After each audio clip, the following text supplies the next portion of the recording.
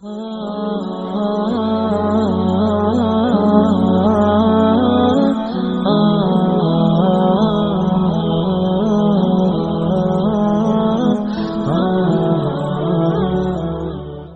تعالیٰ بندوں کو آزماتا ہے، پرکھ کرتا ہے، امتحان لیتا ہے، طرح طرح کی نعمتوں سے اسے مالا مال کرتا ہے، کاروبار وسیع ہو جاتا ہے، اس کے لیے دولت کے انبار لگ جاتے ہیں، دنیاوی مال و اسباب اس کے لیے جمع ہو جاتا ہے، منصب ملتا ہے، عہدہ ملتا ہے، اقتدار ملتا ہے، شان و شوکت ملتی ہے، لوگوں کے دلوں میں اس کا گھر بنتا ہے، تو اس کے ذہن میں یہ بات آتی ہے کہ میرے رب نے مجھے جو عزت دی ہے میں اس کا استحقاق رکھتا تھا، اور میں اگر اس لائق نہ ہوتا تو مجھے کیوں نوازا جاتا، تو گویا میرا رب میرے اوپر راضی ہے۔ اور پھر جب محفل نعت میں مہمان خصوصی بھی بن گئے تو پھر تو ان کے نفس کو اور تسکین مل گئی۔ جب پیر صاحب نے بھی ان کو ہی اہمیت دی تو پھر انہیں لگا کہ واقعہ ہی ہمارا رب ہم پہ راضی ہی ہے، تبھی تو ہمیں مذہبی طبقوں کے اندر بھی اہمیت مل رہی ہے، حالانکہ وہ جانتے ہیں کہ ہم نے یہ دولت کیسے حاصل کی ہے، وہ جانتے ہیں کہ ہمیں سجدے کی توفیق نصیب نہیں ہے، وہ جانتے ہیں کہ آج اس محفل میں مہمان خصوصی سے تو کل ہم شراب خانے میں تھے، انہیں پتہ ہے، لیکن اس کی طرف توجہ نہیں جاتی، سوچتے نہیں ہیں، بلکہ وہ یہ سمجھتے ہیں کہ ہمیں یہ جو عزت مل رہی ہے یہ اللہ تعالیٰ کی طرف سے ہماری کسی قبولیت کی وجہ سے یہ عزت ہے، حالانکہ یہ ان کی آزمائش تھی، ان کا امتحان تھا۔ دوسری بات، وَأَمَّا إِذَا مَبْتَلَاهُ، اور جب اللہ اس کو آزماتا ہے، فَقَدَرَ عَلَيْهِ رِزْقَهُ، اور اس کے رزق کو تنگ کرتا ہے، اس کو آزمائش کی بھٹی میں ڈالتا ہے، فَيَقُولُ رَبِّي أَهَانَنِ،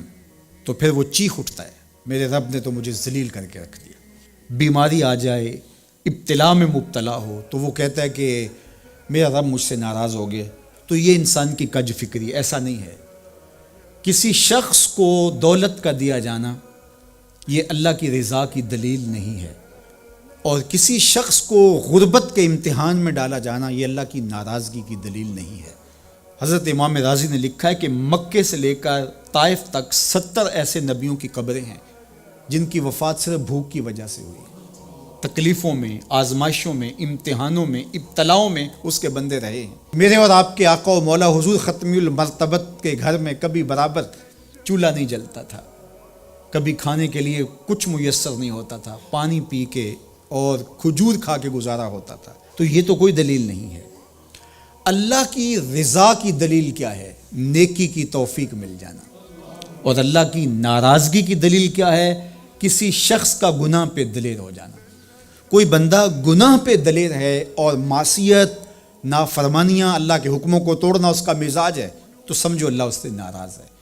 اور اگر کسی کو اللہ نے سجدے کی توفیق دی ہے، کسی کو اللہ نے اپنے راستے میں خلوص کے ساتھ خرچ کرنے کی توفیقات عطا کی ہیں،